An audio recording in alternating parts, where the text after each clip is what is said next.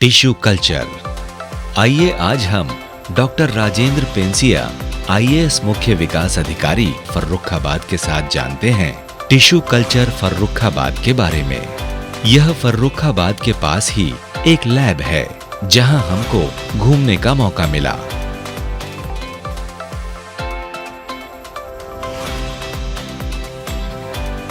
हमारे साथ थे lab manager mister Rahul Paul.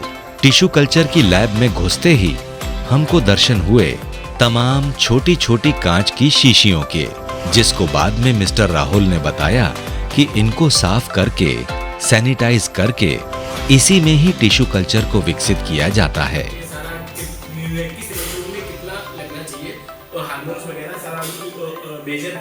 करने के बाद और मीडिया कंप्लीट होने के बाद हम लोग उधर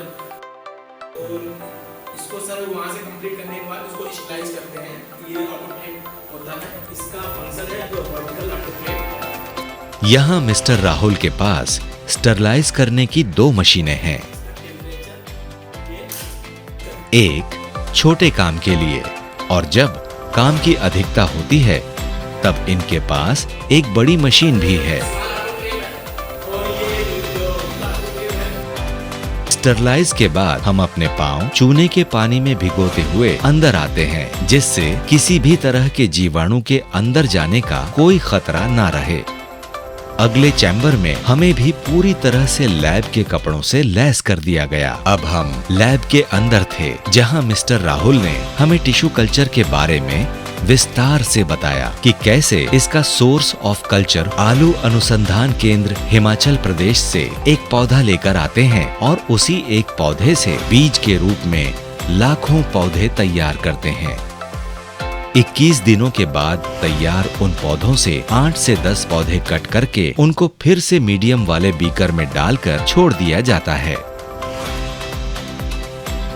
यहाँ हम पौधे के छोटे छोटे टुकड़ों में कटते हुए देख सकते हैं कि कैसे एक बड़े पौधे को छोटे छोटे टुकड़े करके फिर से 21 दिनों के लिए बीकर में डाल दिया जाता है।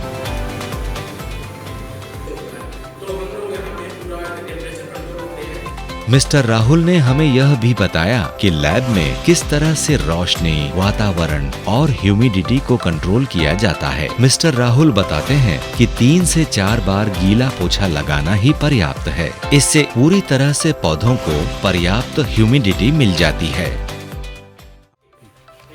इस पॉली हाउस का जो कंसेप्ट ये है कि समय से पहले हम ऑफ सीजन में इसको तैयार कर लेते हैं और जैसे ही सीजन आता है उस समय फार्मर का फील्ड खाली नहीं होता है। अब उसका फील्ड खाली हो जाए तो जायद की फसलें लगती हैं, कद्दू वर्गीय, लौकी, तरोई, काशी फल, हीरा, ये सारी चीज़ें। अब ये सीडलिंग यहाँ तैयार हो गई है और जो अभी लोग सीडलिंग डालेंगे तो उसमें टाइम लगेगा लगभग 1 महीने का। गवर्नमेंट पॉली हाउस लगाने पर 50% का अनुदान देती है।